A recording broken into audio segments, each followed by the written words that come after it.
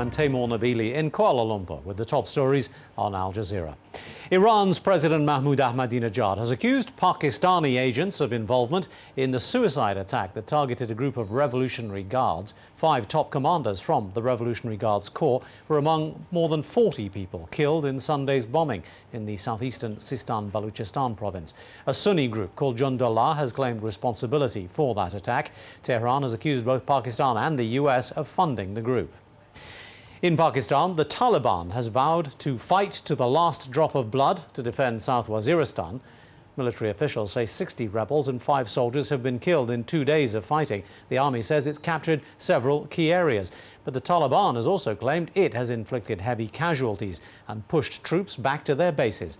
Alan Fisher has more from Pakistan's capital. The army have launched an offensive on 3 fronts. In some areas, they say that they're experiencing no resistance at all. The feeling is that the Taliban fighters have pulled back to defend certain key areas. In other places, they say they're facing fierce resistance.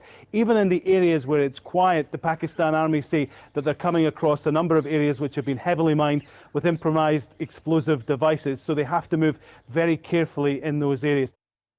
The White House has signalled it may not commit any more troops to Afghanistan until it has a credible and legitimate government to work with in Kabul. The long-awaited results from the country's presidential election are due shortly. The EU-backed Election Complaints Commission has concluded the electoral fraud investigation. Police in Thailand say a homemade bomb has exploded at a market in the south of the country, injuring at least 24 people.